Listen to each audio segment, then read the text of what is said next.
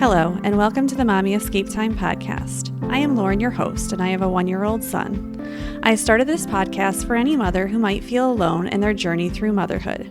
Becoming a mom is hard no matter how you get there, and this podcast is about the mom stuff that comes up in our lives. Listen, enjoy, and connect with us on the Mommy Escape Time podcast. Hello, and welcome to the Mommy Escape Time podcast. This is Lauren, your host, and again, I am going to try and talk about 5 little topics that don't really make up, each one would not make up its own episode, but they do together make up one full episode, and I'm finding this much more manageable right now for me to do a podcast, because talking about one topic sometimes is so hard because there's so many little things right now that come up in our lives that I'm just I don't even understand. Why are they even a thing that we talk about? But they are. So, if you don't know, because my intro is totally wrong still, my son is now almost 2.5 years old, and I am a high school special ed teacher in Connecticut. My husband has his own business. It's a 401k specialist business for small businesses. So if you're interested, message me on Instagram at Mommy Escape Time, and I will totally set you up with that. I might even put some stuff, you might have even seen some stuff up on social media lately. I'm just trying to do anything I can to help out my husband, really trying to help him with a small business. This is the time to support them, and I wish I could support more small businesses, but money is always an issue. So, well, not always an issue, but right now it is since COVID started. So we, doing the best I can. We promote a lot of small businesses in our area all the time and try and get the word out there. And when we can participate with them, we always do. So if only there were more small grocery stores in my area. Okay, I could talk about that forever, but I'm not going to, because I feel like I talk about grocery stores so much. And if you've never listened before, there is a saga of me and not being able to just go to one grocery store or finding one that's close to me that has all the stuff that I want, that I like. So anyways, this is really tough times for people. I feel like in the summer we maybe took a turn, oh, we're going to get better. But now a lot of people are struggling. Back to work, kids are back in school, and it's all different types of situations, and businesses are not as flexible with parents on how they need the time to dedicate to their children that are now being homeschooled potentially. And it's really, really hard. It's just hard on everyone. And there was a podcast that I listened to, and it's from some book, and I don't remember what it is. But anyways, there was a podcast that I listened to, and they were talking about having a productive day, because some days can feel like you just literally did nothing, or it's so hard. Everything about your day is so hard. So here are 5 things that help you to manage a day so that you can, 1, feel productive, and 2, feel like you are being a productive person of society. So one thing is to every day take a shower. The other thing is to do one thing for work. The other thing is to do one chore, do one movement activity, and then one social thing. So I'm going to kind of break those down a little bit. Showering once a day. Doesn't matter what time of day you do, what kind of shower you do. If it's a quick 1-minute shower, whatever, you just get a shower in. And it's more to make you feel better than to actually have accomplished doing a shower. Because typically taking a shower is one of those mind things that almost it's you're washing away the bad stuff, you're clearing your mind, you should not be on your social media. I don't know who can bring their phone into the shower, but maybe there are waterproof phones. So it kind of makes you focus for a second on yourself or whatever is going on in your brain. So shower, one thing. One work thing. It doesn't have to be, because on Saturday and Sunday, you might not be doing a work thing. I don't think there's a day that goes by that I'm not doing something for work, but again, it's flexible with that. And it can be a tiny thing. It could be you sent one email to someone, no problem, done, off the list. But that might be all you can accomplish sometimes, or there's one big thing that you need to do, um, whatever it happens to be. And you can, I mean, you scale it to whatever it is. Maybe you're a work at home mom, so stay at, oh my gosh, maybe you're a stay at home mom. So your one work thing is going to be something involving your child. Like maybe you um, get them lunch that day. There's so many things. Like stay at home mom literally doesn't have 2 seconds to themselves. So I guess there's no way that you are not accomplishing one work thing a day, because you literally, that's all you're doing is accomplishing something every second of the day, whether you believe it or not. One chore a day. It can be a big chore, it could be a small chore. Like, I will give you an example. Today, I did a major chore because I had a big chunk of time. And what I'm trying to do is, I talked about it on my last podcast, is I've been so obsessed with, I just want money. I just want this big chunk of money. I just want a big sum of money like the lottery. And I don't buy anything because I'm so afraid that I don't have any more room in my house. Like, it just feels like all the closets are filled, all the cabinets are filled, everything is filled, and so I don't have any space to buy anything new. And not that I need anything new, but sometimes in the kitchen there are so many things I don't buy that would make my life so much easier. And I'm like, why do I not buy these things? Like, it would make my life like 10 times easier, and instead I make my life 10 times harder. And I do that because I say, well, I don't have any more space. And so I took the time to clean out my dining room and my kitchen cabinets to see, like, what could I get rid of, or what do we need all this space? And I actually do have a ton of space. I have like almost a whole cabinet, and it's like a corner cabinet, so it's really big and deep, that I could include more things in. And there's actually something that I just realized that I could move up there. That I don't use that often. So I think that that's important, that, instead of trying to spend, hundreds of thousands of dollars that we don't have right now on something that we don't need, using what you have. And so I cleaned out that space. I feel so much better. I got rid of so many things. There were like, I can't even think of some things that I cleaned out. There are things like sometimes when you buy like, my husband had a lot of like those, I don't know, I call them bachelor appliances. I don't know what else to call them, but like the George Foreman grill, like stuff like that. He had like a quesadilla maker. I was like, a quesadilla maker? Do you know what a quesadilla maker is? It's called a frying pan. I was like, you do not need a gigantic pan that takes up all this space. That, by the way, before we moved into our house when we were married, before we moved into our house after we were married, but we lived together when we were married in a rental house. So for 2 years, my husband never used this quesadilla maker. So when we moved into our big house, I was like, no, it goes. And I've been doing a lot of like, I'm sure so many people are doing all this purging stuff right now. Just getting rid of things because you don't need it in the house and you're trying to make more room for the house.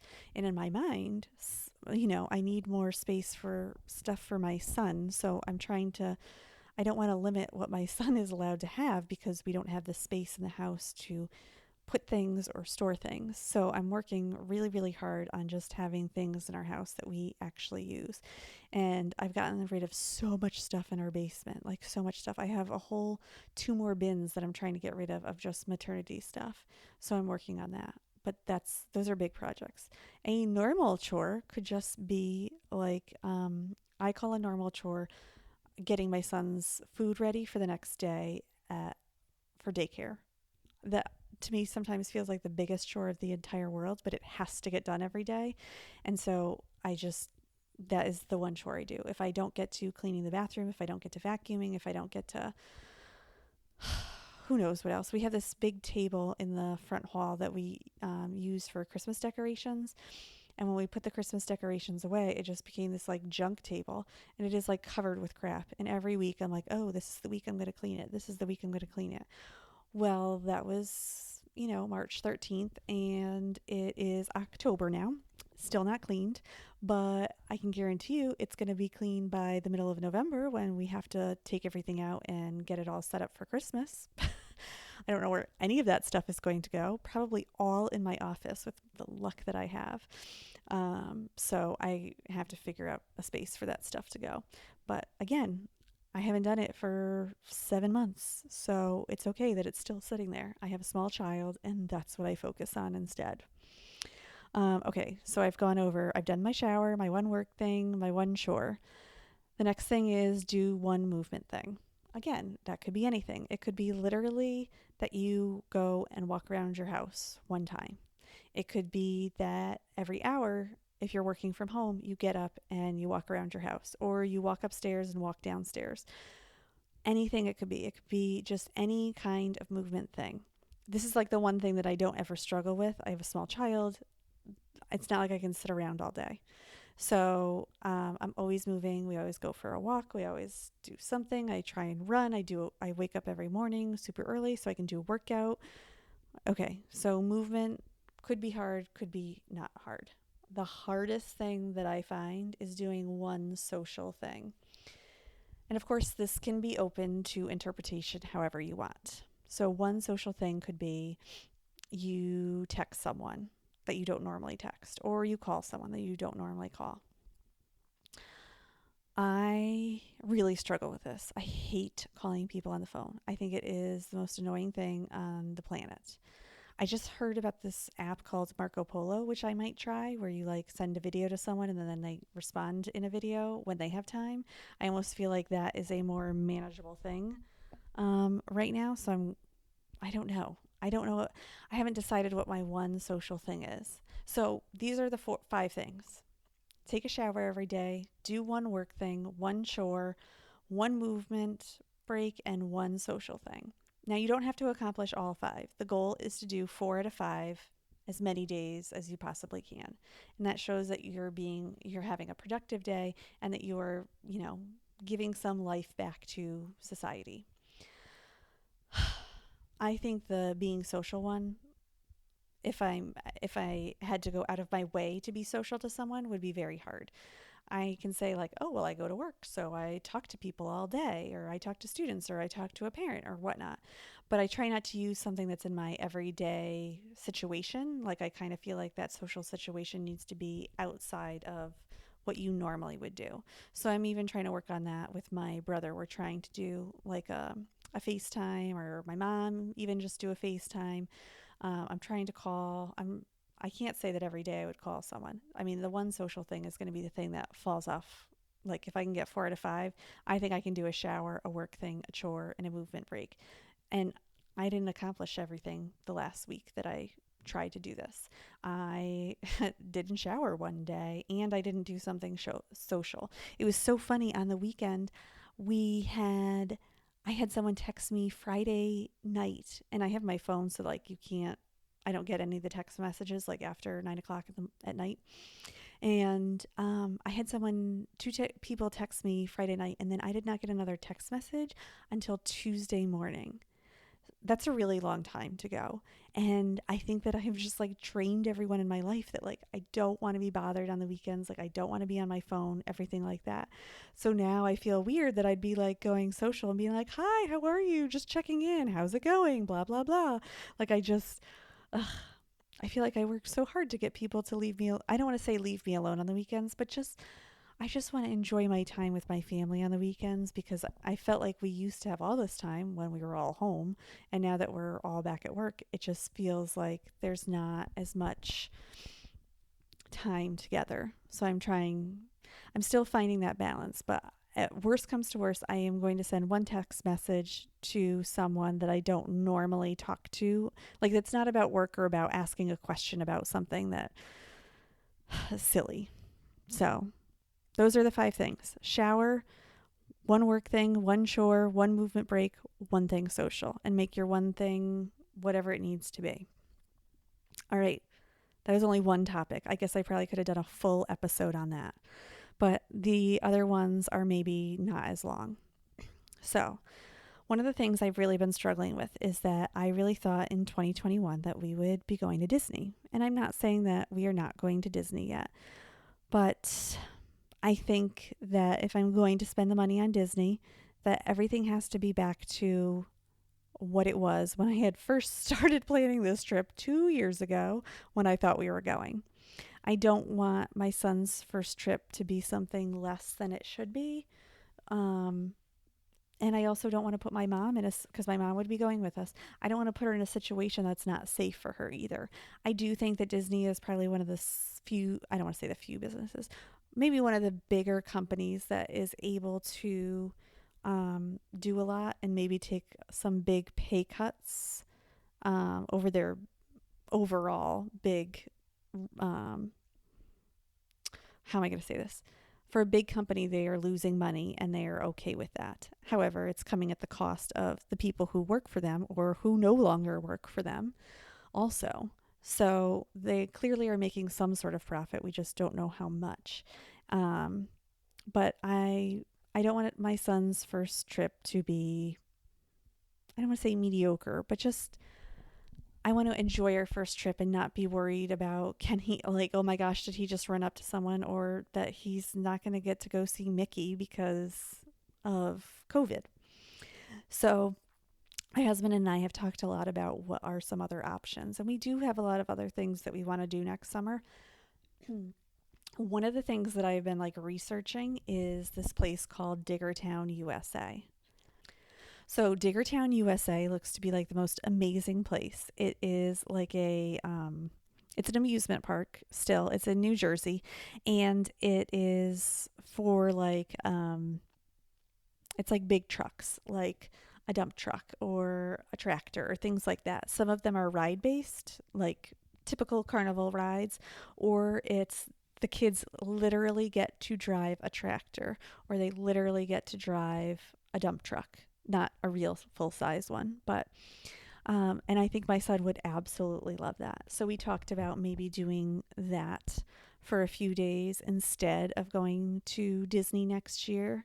And of course, it's such a weird thing. I mean, I know I've talked about it in previous podcasts, but I'm such a planner. And so we plan when the school year starts, we're planning the following summer vacation, or during the summer before, we're planning the following summer vacation time off. And so this year it's like so weird. Like, I would hope by next summer we can be in somewhat of a normal, typical summer, but who knows? I don't know what it's going to look like. I mean, who knows what's going to happen? So it's very hard to come up with what that looks like. So, I I just have these backup plans so that I'm like, okay, if Disney's not going to happen this year, then I have Diggertown. And then I think about, okay, well, in 2022, which sounds so weird in 2020, uh I when we go to Disney, like I can do X, Y, and Z. Like, and my son will be this tall, so he'll be able to do all this other stuff too. And it's okay. Um so I think that that has helped me out a lot. Like, I want to bring my son to Disney so badly, but I don't want to take him when it's not a good place. I don't want to say it's not a good place, when it's not at its height and how it should be.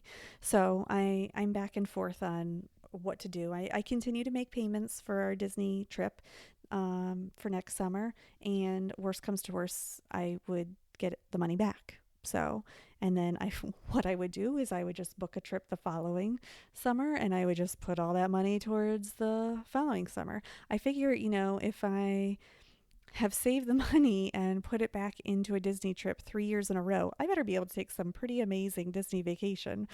Um, Although it doesn't 100% work like that. But that's definitely what I would like to do going forward. So obviously in October, it's okay to not know what you're doing, the following June, July, and August, especially in this current climate. I don't know if anyone will feel comfortable making such big commitments to any trips in the future. I think that that will always be a tough thing that people will be having. So that's where we are right now. So we'll see. Okay, third thing up. People ask me all the time. I guess there are places in the United States where you are not missing things at all in the stores. We are constantly there are times when I go into a grocery store and entire aisles are empty. Entire aisles. And I'm talking about like in big food stores. I'm talking about like Walmart, a super Walmart. And I will say an entire it's not that they're moving things, it's not that they're waiting for a shipment to come in and I just came at the wrong time of day. It is that they are completely out of the whole aisle. There was a day when I went in and we were completely out of all pasta, all sauce, anything tomato based. That entire side of the aisle was completely empty. There was nothing there. And they did not expect a shipment for at least another week or two.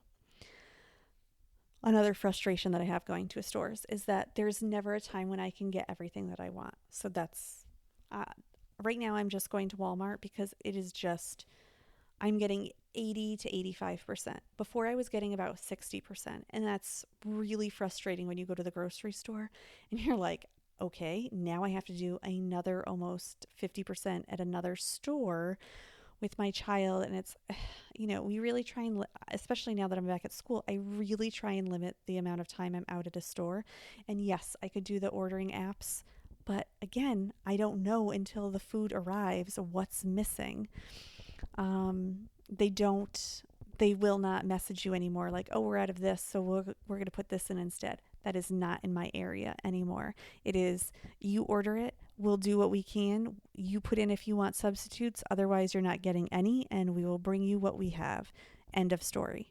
It's gotten a lot stricter here, and I hate to take that service away from people who actually like physically cannot go to the store. So I really try not to use that because I can go to the store and I've had to send my husband a few times, which I don't like because he always comes home with extra things.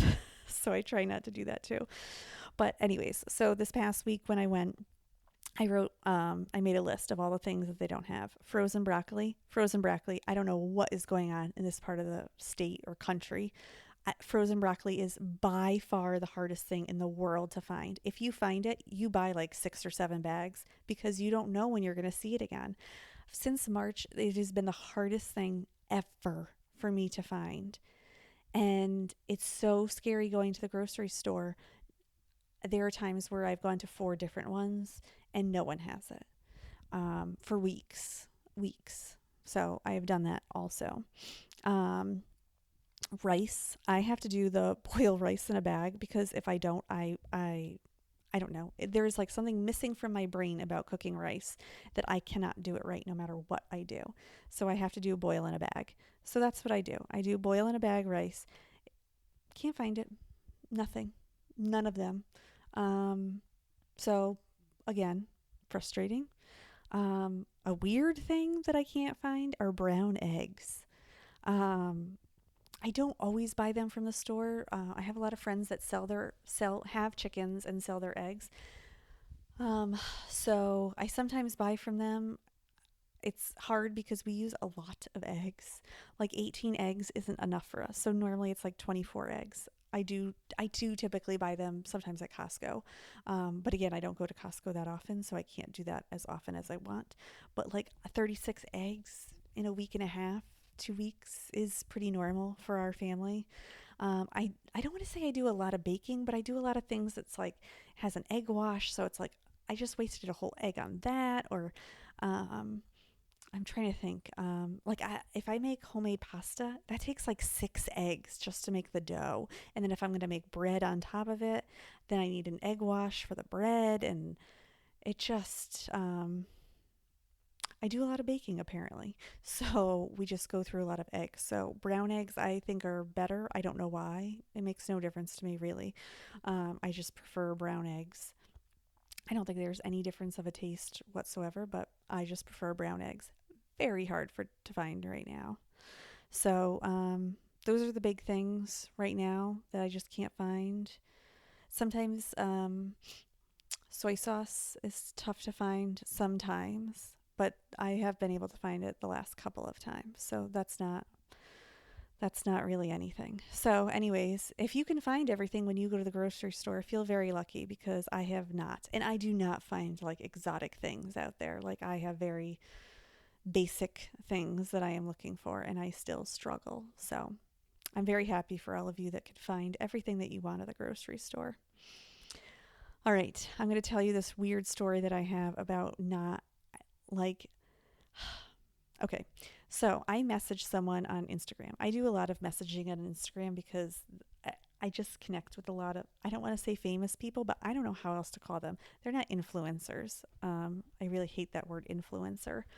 I think it's degrading. I think it's, if you want to influence people, it just comes off wrong. I don't like that term, and I don't like the reason that people would be called an influencer. So, um, anyways, so I go back and forth and message people all the time. Um, and I had asked this one person some business advice to better help my husband. It was for me to better help my husband because his world is not my world. I'm a teacher.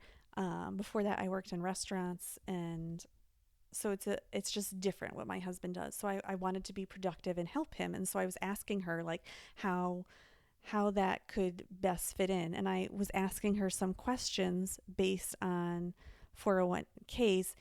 And I guess it came across to her as I was asking if she wanted to join my husband's business, which is not at all what I was asking. I literally was asking, like, what are problems people, what are small business problems with COVID and having a 401k? And she put back a really nice answer. And I wrote back again and I was like, "Oh my gosh, I'm sorry. No, I wasn't asking like for you to like look at my husband's business or like to try and join my husband's business or have my husband run your 401k." I'm like, "I literally was just respecting your business ability and I was just asking you questions so I could better help him." And she just wrote back, "Oh, then yeah, no problem." And I couldn't even let it go. I had to respond again. And I had to say, like, "No, I'm really not trying to get your business. Like, I really respect you. Like, I really like what you do for me and like everything that you do for so many people. And I just wanted you to know that, like, I really respect you and I think that you have so much to teach other people about business." And so, and of course, she wrote back and she was like, "Oh, don't worry. I didn't think you were trying to sell me something." She's like, "I just literally couldn't help you because I don't deal with that like in my business." She's like, I more manage all the people in the business now that like her business has grown so much." And so I just, oh, it's like that feeling that you're like, "Oh my gosh, I don't want you to think this." And I have such a problem with that. I don't want to say it's a problem. I guess it is. It's like a confidence thing that you don't want anyone to think badly of you. Um, so I really respect this person and I wanted to make sure that they understood that I was not trying to sell them my husband's business. So, and she totally did get that. She would totally get that. So I just had to make that so clear. And I don't know if anyone else has done that before. I just have to make it so clear that I'm like, "Oh my gosh, no, you're just so great. I just wanted your opinion," type of thing. And the last thing that I will talk about is that I have to do a lot of Google Meets with my students. And what happens is we do Google Meets and I am fine with it. I can do a group of 10, I could do a group of 100 kids all in the same Google Meet. Totally fine. If it's people that I have not met in person, even though some of the students I haven't met in person, I'm still okay doing Google Meets with them. But I'm in this Disney group where we do like a Disney Zoom once a month. Well, it's twice a month. And I struggle so much to participate if there's more than like 6 people in the group because it's just too hard for me. It's like so hard to get comfortable and like all the people are super nice. They talk to you all the time and they're supportive and everyone like likes each other. But it's really hard to have these Zoom meetings with all these people. And I'll say there's like 20 people in this meeting. And like have a conversation. Like I know some of the people, but I am so quiet during these meetings, which is so unbelievably not like me. So I don't know if other people struggle with that. That this is like such a non-topic. This is like a 1 second topic, but it is so hard for me in that situation. So I can't imagine people who, I understand why my students hate doing it and hate doing it with the camera on and seeing other kids with their cameras on. And I, I can understand how having these Zoom meetings would cause so much anxiety for some people because it is so hard for them. Um, it is so hard for me sometimes. Sometimes I'm awesome, and sometimes it's just way too hard. And it's normally with the number of people. Like, there's a bunch of people in that group that I know all the time. Like, I talk to them all the time outside of the group, whatnot. But there are some people I don't talk to at all outside of the group. And so it's very, very hard for me. But yeah, that's it. I mean, Zoom can be really, really hard. So, anyways, that's it. That's it. So, those are my 5 topics. So, if you want to remember again, those 5 things to have a successful day were to take one shower. I guess you could take multiple showers, but take a shower, do one work thing, do one chore, do one movement thing, do something social. And you can make your own rules, whatever they are. I have a lot of people that make reminders on their phone to do those things. I pretty much only need a reminder to do one social thing if I need to, or to shower, because some of the times my time to shower is at the end of the day and I'm so tired I don't want to. So my goal is going to be I will shower every day for the next week, which sounds so horrible. I'm really not gross. It's just I shower the next morning then, but I do go then 24 hours without showering. So my goal every 24 hours is to shower this week. All right, so I will end with something that I love about my son. And I think some parents get really frustrated by this thing, but I think it's so adorable. We took my son, we did like this, there's an option to hike this trail and it has a really good lookout, or you can drive up. And we drive up because it's like 3 miles up for my son to do. It's not possible. Eventually, someday we'll get there, but right now we're not there. I'm not making a 2.5-year-old go up 3.5 miles one way and then down. He's too big to wear him and too big to be in the stroller going up and down. So it doesn't make sense. Anyways, I love that we go up there and he doesn't care about the lookout at all. He is just like playing in the dirt. He just loves it. It's like, when you buy your kid an expensive toy and they play with a box. That's so my child every second of the day. So, anyways, that is what I love about my son right now. He is just adorable every minute of every day. I'm very blessed to have him. And I think about people all the time that do not have kids or that are wanting kids and it's not working out for them right now. And I get so excited about people who I don't even know or never even heard of before in my life when I find out that they finally got pregnant after all this time. It's like, it just means so much to me. So I did not struggle like other people did. And so I never take that for granted. So I really try and enjoy every second I have with my child because there are people out there that are not as lucky as us. So I hope everyone has a great day. I hope you enjoy your week and I will talk to you soon. Bye.